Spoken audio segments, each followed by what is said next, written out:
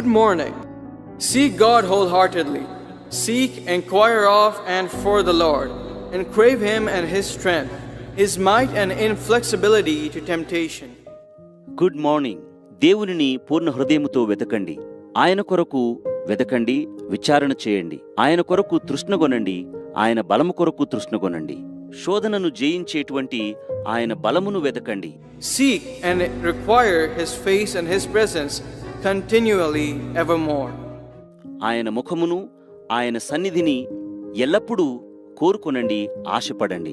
If you have a need today, seek God with your whole heart. The Bible says to aim at and seek the rich eternal treasures that are above, as it says in Colossians chapter 3 verse 1. ఒకవేళ ఈ రోజున నీకు ఒక అవసరత ఉంటే దేవునిని నీ పూర్ణ హృదయముతో వెతుకు.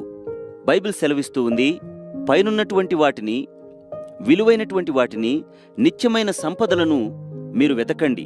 కొలస్సీలకు వ్రాసిన పత్రిక 3వ అధ్యాయము 1వ వచనంలో ఇలాగూ వ్రాయబడి ఉంది.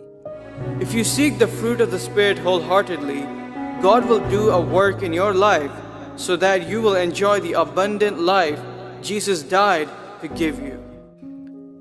నీవు ఆత్మఫలమును పూర్ణ హృదయముతో వెతికినట్లయితే దేవుడు నీ జీవితంలో పనిచేస్తాడు.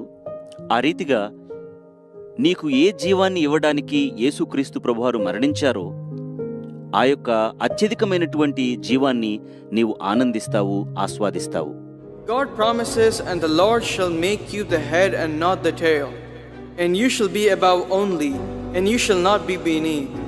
If you heed the commandments of the Lord your God, which I command you this day, and are watchful to do them, as it says in Deuteronomy chapter 28 verse 13. May God bless you all. దేవుడు వాగ్దానం చేస్తూ ఉన్నాడు, నీవు అనుసరించి నడుచుకొనవలెనని నేడు నేను నీకు ఆజ్ఞాపించుచున్న నీ దేవుడైన యెహోవా ఆజ్ఞలను విని వాటిని అనుసరించి గైకొనిన ఎడల యెహోవా నిన్ను తలగా నియమించును గాని తోకగా నియమింపడు.